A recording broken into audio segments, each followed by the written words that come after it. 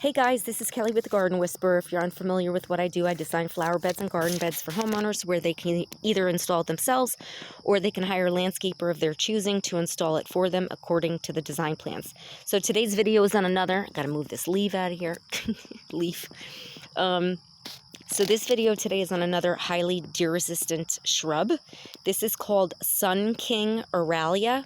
And I bought this on one of my favorite nurseries, online nurseries, plantaddicts.com, but I know they do sell it in a lot of other online retailers. But Plant Addicts is one of my favorite. The plants are more expensive, but they're bigger.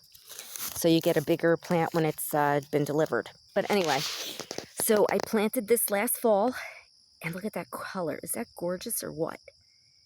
And it starts out like a chartreuse green, and it gets like limey, and then the more sun it gets, the more yellow it gets.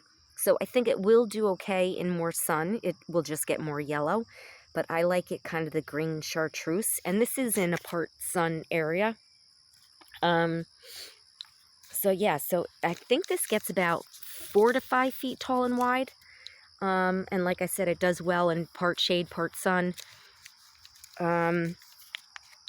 It likes moisture, and it does fine in zones. I think it's zones 3 to 8. I may be wrong on that, though. I'd have to look it back up. I can't remember. But you can look it up, like I said, online. King Aralia. And the deer have not touched it. Now, I planted this in the fall last year, and they just left it alone. I didn't even spray it. I didn't cover it. I didn't do anything. But it did die back. It does die back to the ground. Same with this one that I showed in my other video, the chocolate white snake root. They both die back to the ground in the winter. But they popped up, and this one popped up, and this put on a lot of growth from when I planted it last year. Last year, I think it was maybe like this big. I mean, it was small. It was not big at all. And look at how much growth it put on. So it got really big, and like I said, it's going to get anywhere from like 4 to 5 feet tall and wide.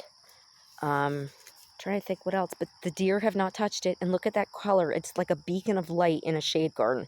Gorgeous. So anyway, so that's another deer-resistant shrub, guys. Trying to think if there's anything else I want to say about it. I just think it's gorgeous. Oh, and supposedly, which I have not done, but what I read about it is the new shoots that come out like that. I guess the Japanese will actually use this because it's also called Japanese spikenard, I believe that's called. And they actually will use like the new buds in food recipes. Now, I can't remember what they use it for exactly, but I just remember reading that, so I was like, that's kind of cool. I don't know if I'd ever do it, but you know, that's something to read into and look into.